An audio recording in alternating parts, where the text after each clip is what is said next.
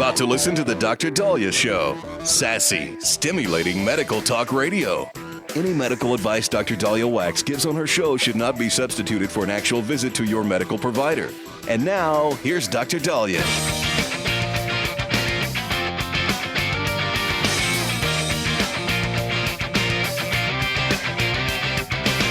All right, we are back on the Dr. Daliah Show. Thank you all for tuning in. 1-877-Dr. Daliah, 1-877-DOC-DALI. So one of my listeners, the family all got together. She has young kids, but her sister has older kids, and she witnessed a fight with the older kids and older sister where the kids told her that they hate her. And here's our listener with younger kids, wants to prevent her kids from hating her. And I get asked a lot, how do you have such a good relationship with your boys who are in their 20s? How do you salvage relationships with older children that you might have lost, lost closeness with? And it's tricky because you really want to start early. The better the childhood, these kids have and relationship with you as a child, the better your relationship's going to be. For some of us, we might be too late because it's, and I have given you all pointers, and I'll review those on what to do if your child hates you because of what happened during childhood. But obviously, one of the best times to address the situation is to prevent them from hating you to begin with. And so while they love you and they think you're a god, and they are with bated breath on every word and piece of advice, tune in. And while you have that, with great power comes great responsibility. And I have seen parents abuse their children because they have such a captive audience.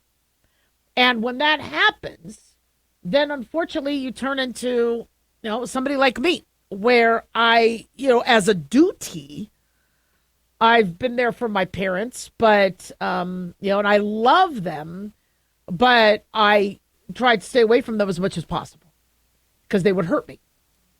And so, these are things. So the first piece of advice is don't hurt your kid. Now, I understand punishing. There's different forms of punishment. I tried to, spank, it didn't work, and so for me it was easy because I came up with ways to discipline them that didn't involve smacking or hitting. And so they felt less physically hurt, although boy, were they mad when I took away their video games or I took away their cell phone or, took the keys away from their car. That hurt, but at least I didn't physically hurt them. So one is, no belts. If you were a belter, and that did happen to them as kids, because kids don't forget about that. They do not forget about the beatings. That they will always have that memory. Try and have an honest conversation with them about it and tell them you're sorry. Tell them you regret it. Tell them, back in the olden days, this is how parents disciplined. We didn't know better. And so if I could have done it differently, I would have never, struck you. I would have, and I know it's going to be hard for me to make this up, but I want to. At least start with that sort of a conversation. If you hurt your kids when they were younger, like trying to blackmail them or do things to them, and I don't want to go into the details of what, my family tried to do when I was younger, just to kind of get me to do what they wanted me to do. But if you did, do that, own up to it and say, I am going to continually spend the rest of my days trying to make that up to you. Own up to what you did. Say it was wrong and say you want to be a better person. And that's always the first part of healing. If you are a young parent and you're looking at your young kids going, wow, they love me. How do I keep this? How do I use logic? And I mean, maybe have a paper trail. Okay. My kids will remember you yelled at me for this and you yelled at me for this. Then I'm like, well, this is why. I don't want to hear it. I don't want to hear you were wrong. You were, and it's okay to have disagreements, but also make sure you have the right facts and say, this is what I was concerned about. So I told you the first time I ever spanked my kid was we were at the park, my older son and my younger son was a baby, and it was just me. So I was, dealing with a stroller, and my son meets this girl that we've never seen at the park before, say, why don't you come and let's go get some ice cream? And so my son goes, Mommy, I want to go get ice cream. And I go, where? There's an ice cream truck. I didn't hear the, I didn't hear any of that music. I'm like, where is it? And there's a white van on the opposite side of the park. And I'm like, oh, hell no. No, the answer is no.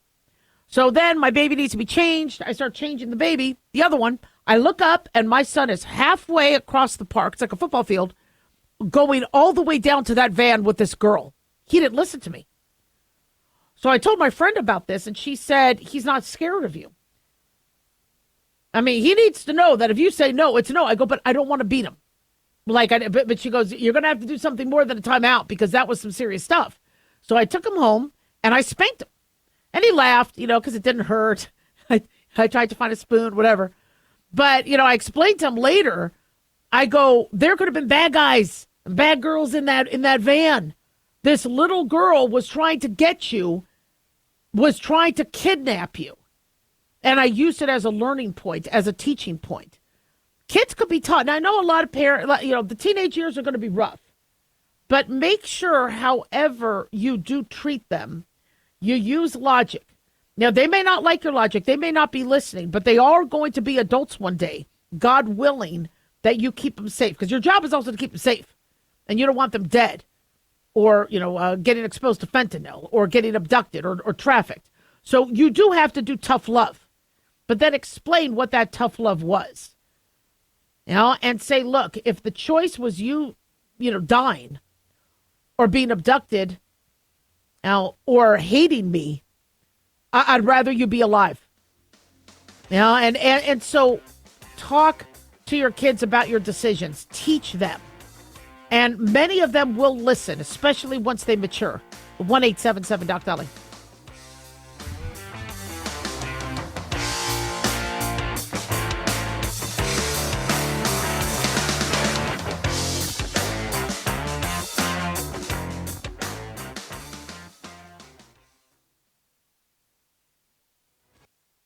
Let's face it, guys, we're living in times where the truth is becoming more suppressed and censorship is increasing at an alarming rate, especially on social media platforms. It's Clyde, and I want to tell you about a safe and secure digital playground we put together just for you. It's Aftermath.media. You get access to thousands of Ground Zero archives and podcasts, along with our private social media groups with your basic membership starting at only $7 a month. Each subscription includes tech support, access to the RSS feeds, along with our own chat room and Telegram channel. In addition, the premium membership includes research study groups, webinars, a document and movie library, a live video stream of Ground Zero, a monthly Zoom chat with me, and other bonus content. Be sure to check out our yearly specials as well. Sign up today while you're thinking about it. Sign up at Aftermath.media. Again, that's Aftermath.media.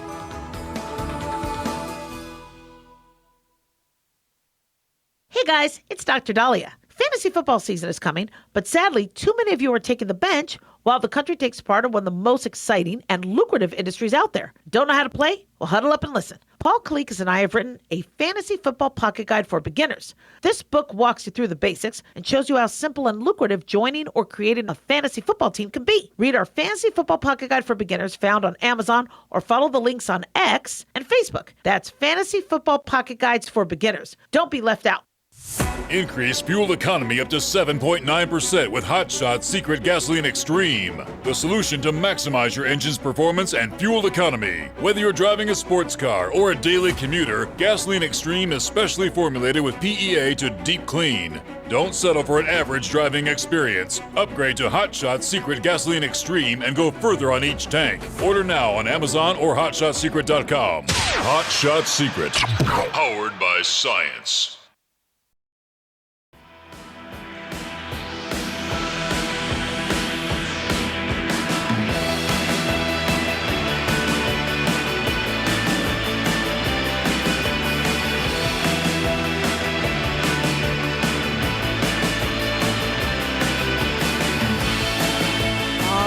We are back on the Dr. Daliah Show. Thank you all for tuning in. 1-877-Dr. Daliah, 1-877-DOCDALI. Big thanks to Talk Media Network for making the show happen. Big thanks to Daniel, our producer, and big thanks to you all for tuning in. We really do appreciate it. Don't forget to follow us on Twitter or X at Dr. Daliah, Facebook, The Dr. Daliah Show, and on YouTube, click like and subscribe. So I think we are going into day 14 of this shutdown as of today. And the Senate, now that we have completed Columbus Day weekend, the Senate returned to work today. They are going to vote again. All Republicans are voting to open up the government and pass the clean CR. The House is not set to come back this week. The Senate, or the Speaker of the House, Mike Johnson, is there, and he's active, but the House did their part. They passed the CR, goes to the Senate. This holdup is all in the Senate. And so, by the way, we're being told that in terms of the main Senate seat, Senator Susan Collins, who is a registered Republican, but seems to, caucus a lot with the Democrats, and her seat is now in jeopardy as Maine Governor Janet Mills has announced she is going to be running for the Democratic nomination for the Senate in her state.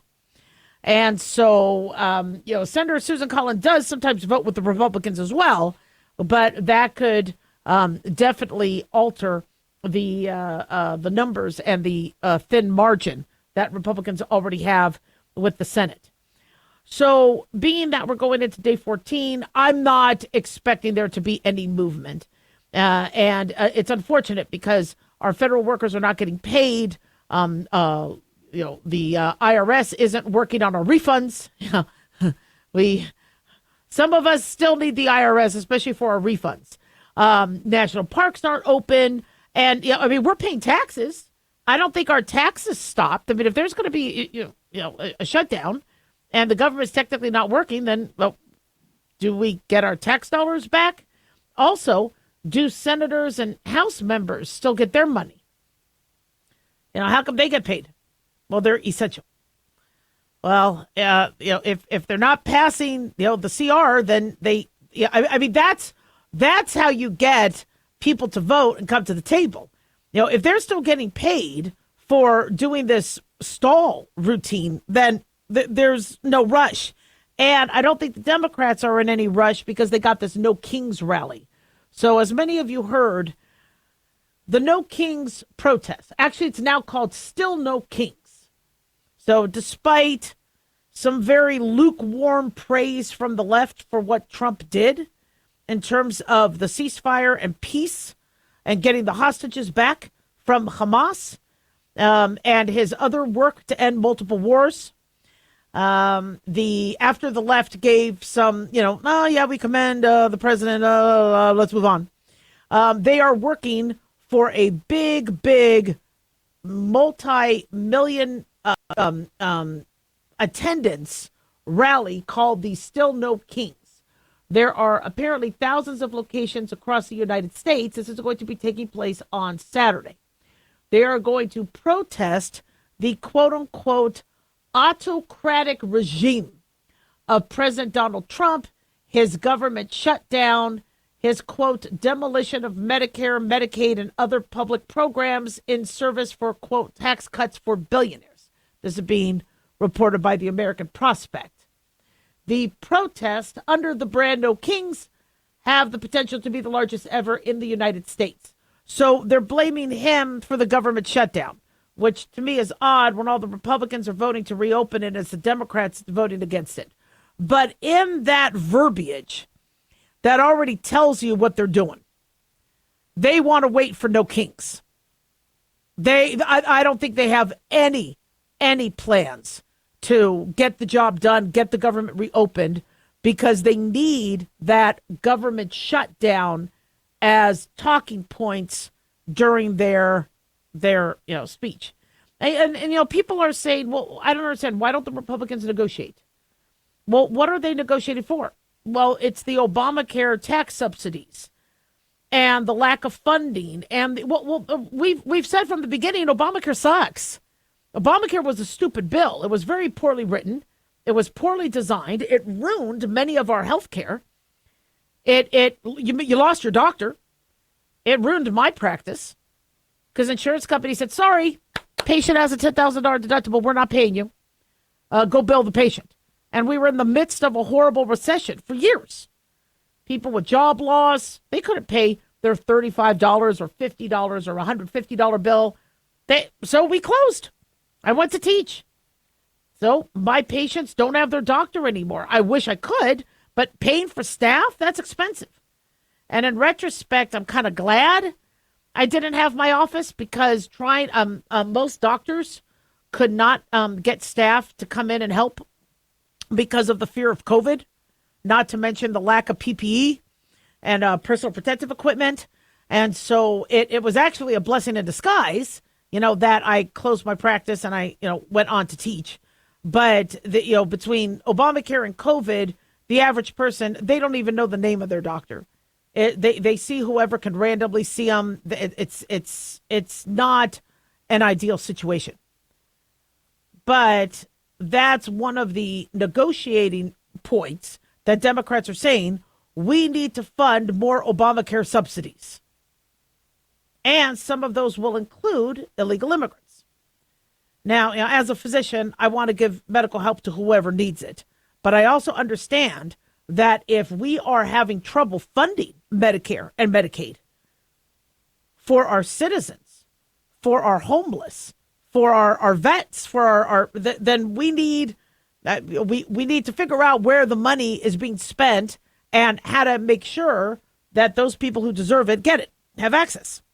So I believe there are 2,500 events planned across every state, Europe and Canada, according to No Kings organizers.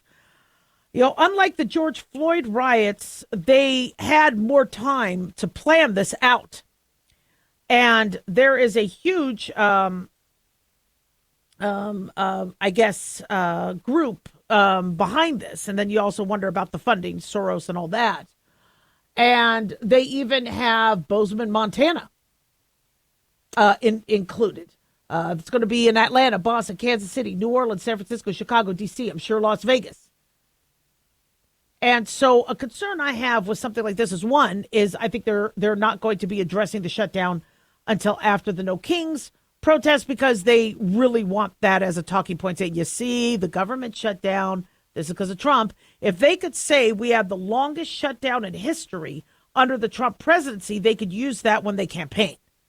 The problem is they're causing that. I mean, American people have to be kind of smart about that. And I think the average American knows this isn't the Republicans. The Republicans are all voting to reopen.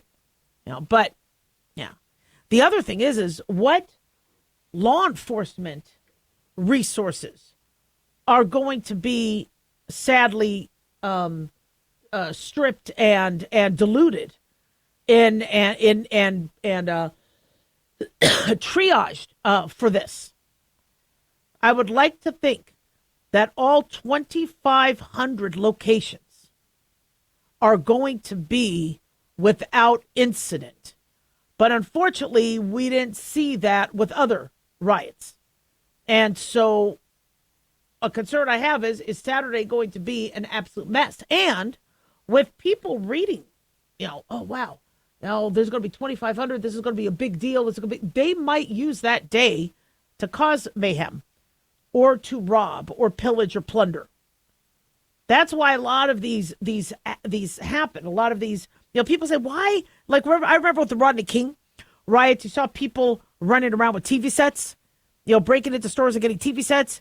And you're thinking to yourself, if there's cops near these rallies, why would they do that? Well, because they have an opportunity.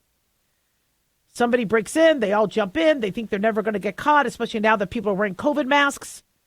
And then police are understaffed. Are they going to stop everything to save a TV? Or are they going to work to protect individuals that could get caught in mayhem and fights and brawls or stabbings or shootings? So lock your doors, make sure you have security.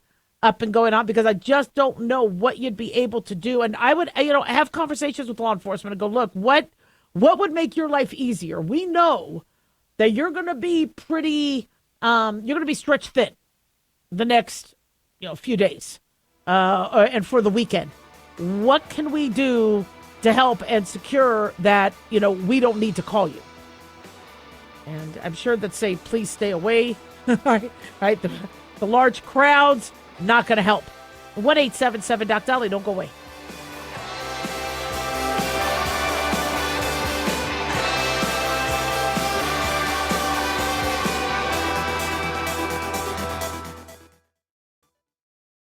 At Hot Shot Secret, we share the science behind common diesel problems and their solutions. For example, diesel fuel cetane levels. in many states, the cetane rating in diesel fuel is 42 to 45. Most diesel engines operate more efficiently with a cetane rating of 48 to 50. One treatment of Hot Shot Secret Diesel Extreme will raise your cetane 7 points, increase fuel economy, and improve cold starts. Due to a cleaner burn, there are less hydrocarbons and particulate matter in your exhaust. This reduces the blockage of your diesel particulate filter. Using Diesel Extreme generates 83% less DPF regeneration. The 6-in-1 Diesel Extreme formula also includes the most concentrated detergent on the market, lubricity enhancer, water demulsifier, rust and corrosion inhibitors, and a fuel stabilizer. Hot Shot Secret Diesel Extreme is available nationwide at truck stops, fine farm and auto stores, and online at hotshotsecret.com. Hot Shot Secret, powered by science.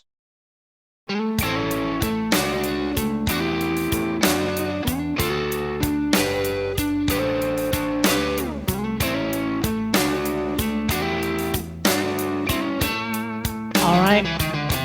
We are back on the Dr. Daliah Show. Thank you all for tuning in. 1-877-DOC-DALIAH, 1-877-DOC-DALI. Grammy-winning soul music icon D'Angelo has died at the age of 51. His hits, including Brown Sugar, Untitled, How Does It Feel? Apparently, he died from pancreatic cancer. He is survived by his 2 sons and daughter.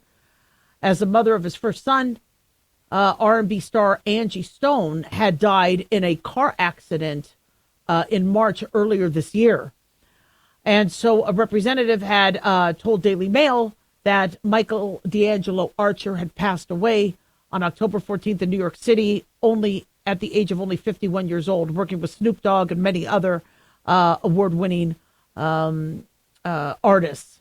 And we're getting, information now. We'll keep you posted, but very, very sad loss.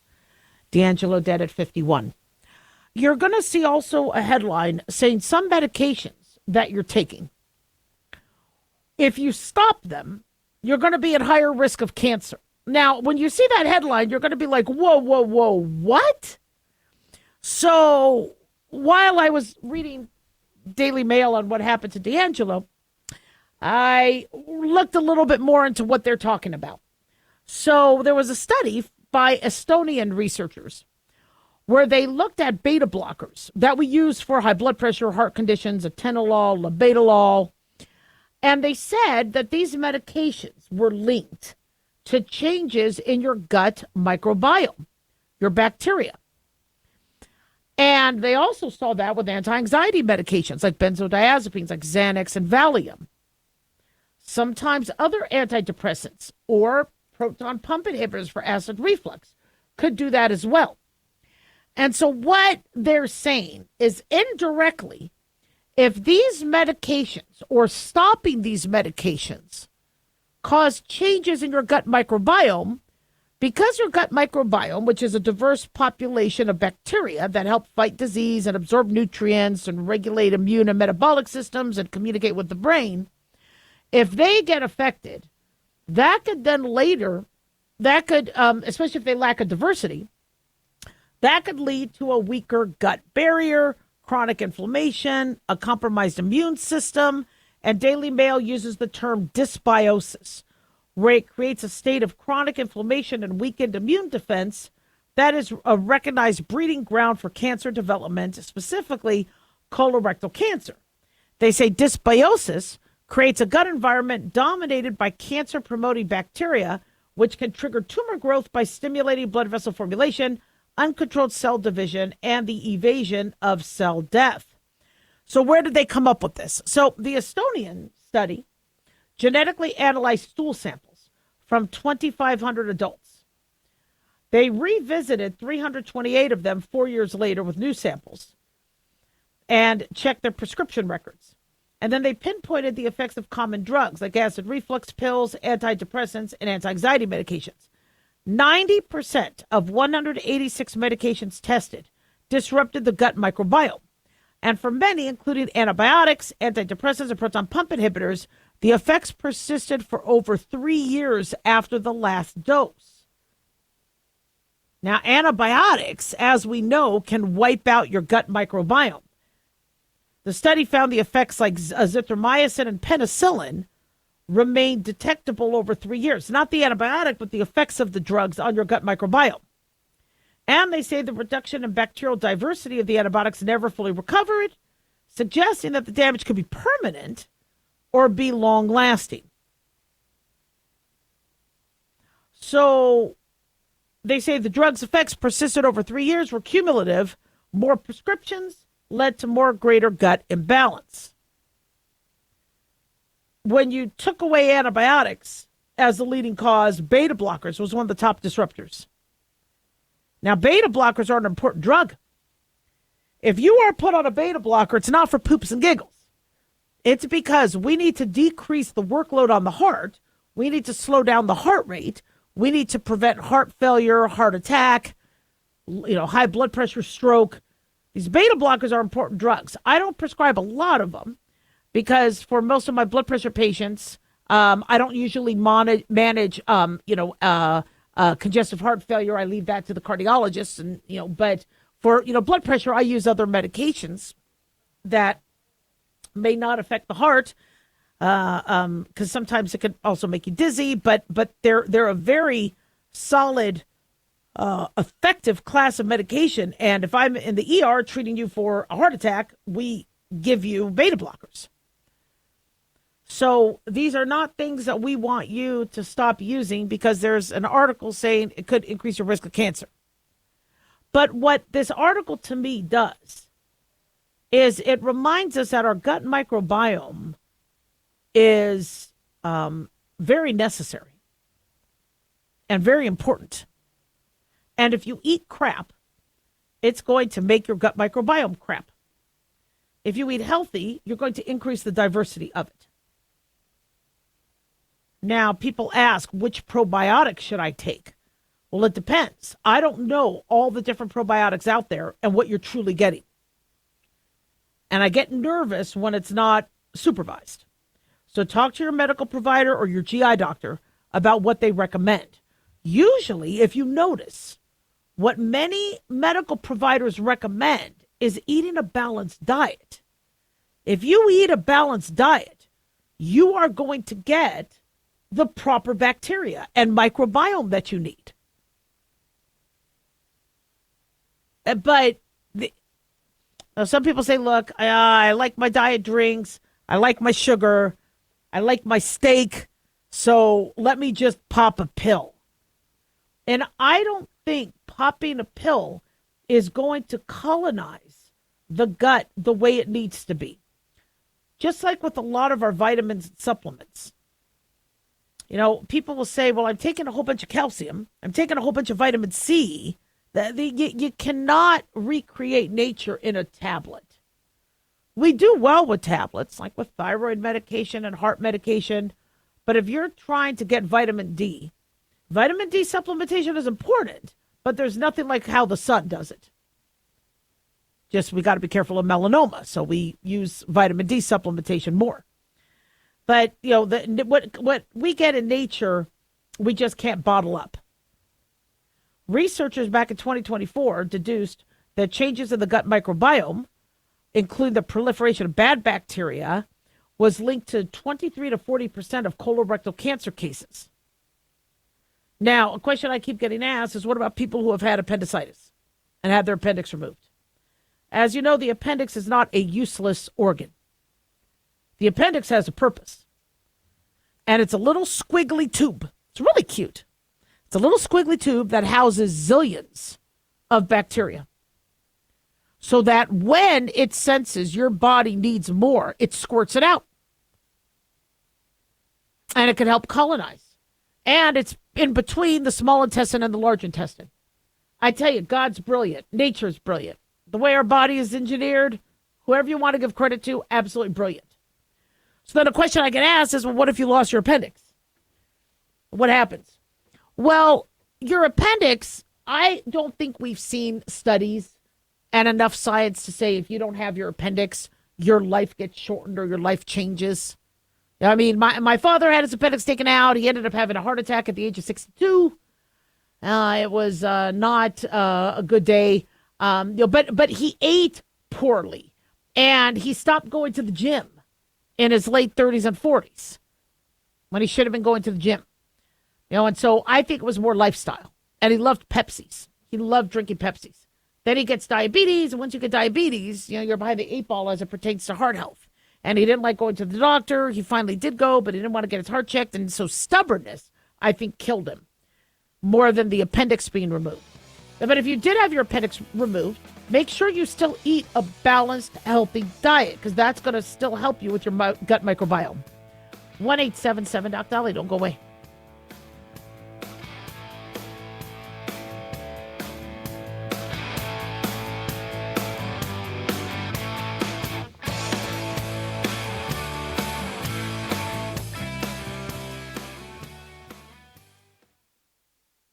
Hey guys, it's Dr. Daliah. Fantasy football season is coming, but sadly, too many of you are taking the bench while the country takes part in one of the most exciting and lucrative industries out there. Don't know how to play? Well, huddle up and listen. Paul Kalikas and I have written a fantasy football pocket guide for beginners. This book walks you through the basics and shows you how simple and lucrative joining or creating a fantasy football team can be. Read our fantasy football pocket guide for beginners found on Amazon or follow the links on X and Facebook. That's Fantasy Football Pocket Guides for Beginners. Don't be left out.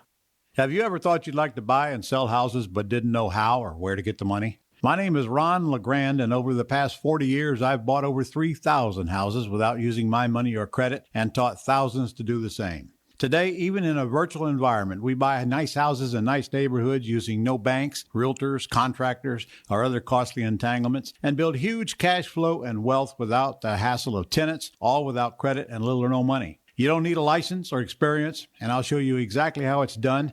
Text FREE to 99799, and I'll send you my free training.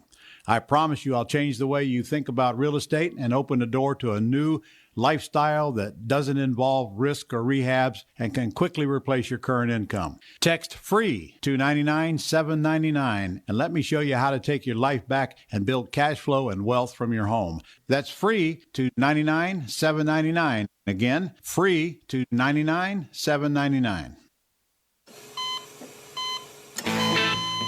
As an organ donor, your story doesn't have to end. The good in you can live on. In fact, you could save up to 8 lives and restore sight and health for many more. Sign up right now online as an organ, eye, and tissue donor. You'll be happy you did. And just maybe, someone else will be happy too. Go to organdonor.gov. It saves lives. U.S. Department of Health and Human Services, Health Resources and Services Administration.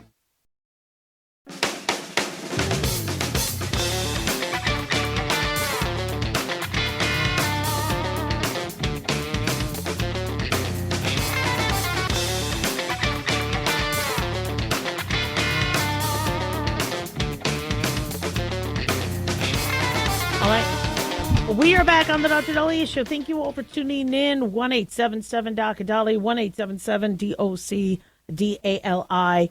One of you had asked if I ever worked with Alex Jones, because I used to be at the GCN network, and Alex Jones had been a part of that. And, I only met him once.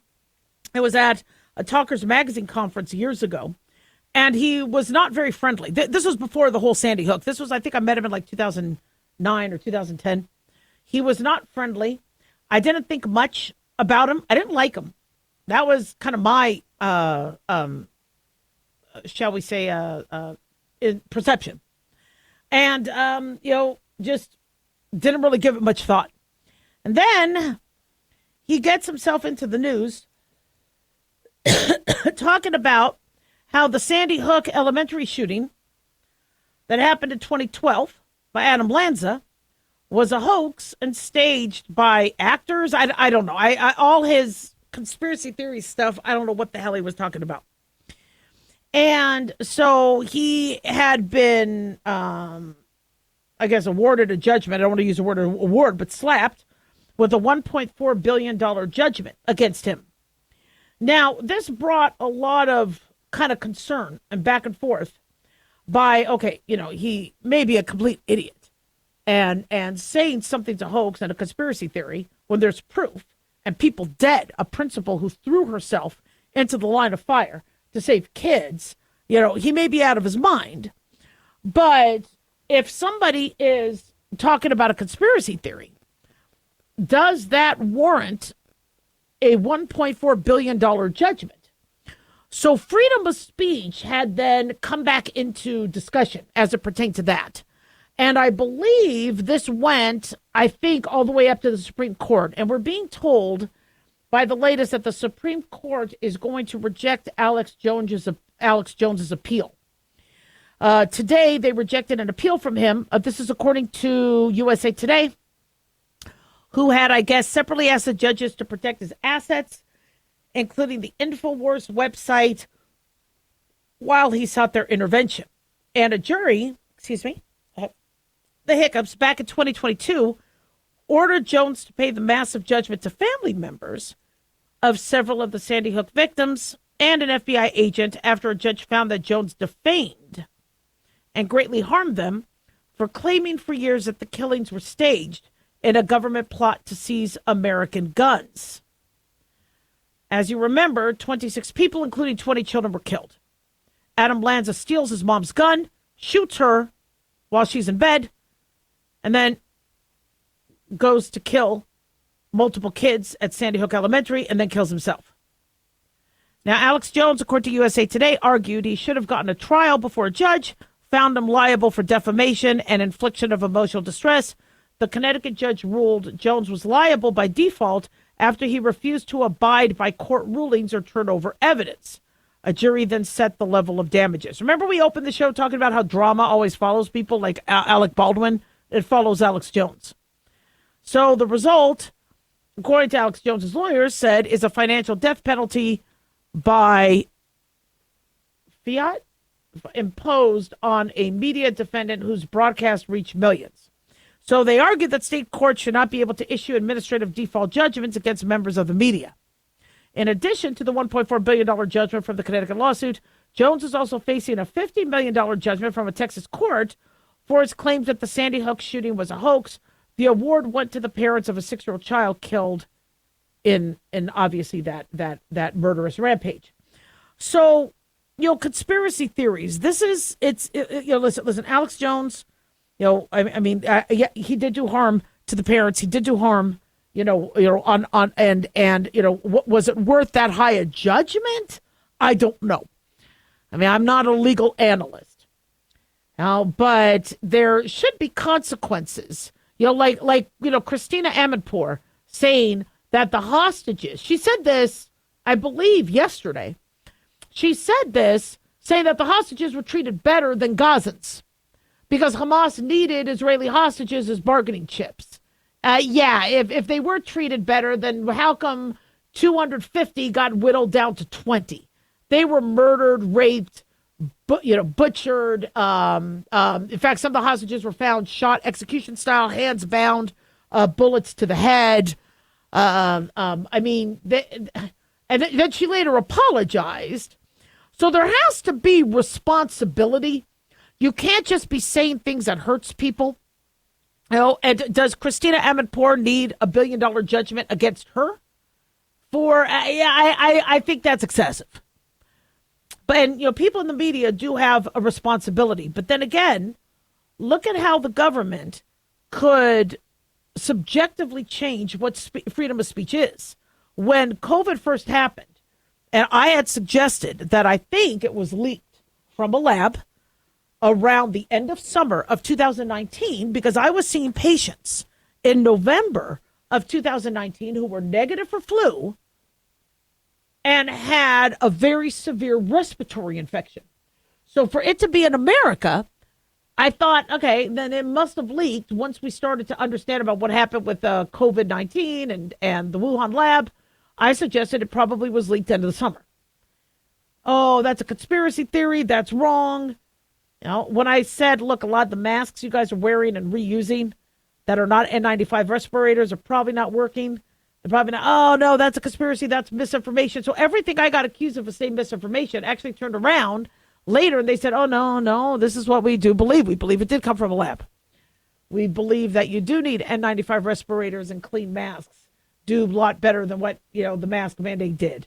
When I said the lockdowns were hurting kids, and they would hurt kids for a long period of time, that's misinformation. And no, I was right. And so when you're right about something, but in the thick of it, you're being accused of conspiracy theories, what protections do you have? And so this Alex Jones case, although I think the majority of us can agree he was wrong, it wasn't a conspiracy theory. People died, and the massive campaign to try to say it was a hoax, really hurt people who lost their children, and these were not actors. I mean, what he did was really wrong, and you should have some responsibility when you are in the media. But billion-dollar judgments, is that going to be the new thing? When, look at what happened to Trump. And so I don't know what the answer is. It should be, a given. And I get, there are some people going, wait a second here. Are we being, are we falling into a trap? And I watched some of these videos, and some of these, you're like, okay, that does kind of make some sense. I see, the distraction, I see the destabilization, I see the, I'm looking at some of these, but and I think it is important to kind of look at the forest from the trees at times. And I understand people are very, very nervous about their guns being taken away. And, people have suggested that there might be some false flag attacks just so the guns get taken away. I hope that never happens. I hope, we never have a government that does that. But we've had, and we've seen before, people, do really ridiculous, obstructive, dictatory things. And what happened with COVID didn't look like America. That looked like a much different society. When a doctor spoke out about why isn't the CDC, she tweeted, why in Maine, why didn't the CDC look at natural immunity? Why aren't they talking about it? She got her license suspended, and she was ordered into psychiatric treatment. So we'll keep you posted, but yeah, it's you can't be talking stupid, and you can't be bringing up conspiracy theories when murder mayhem happened. But on the other hand, who's deciding on these judgments? 1-877-DOC-DALIAH.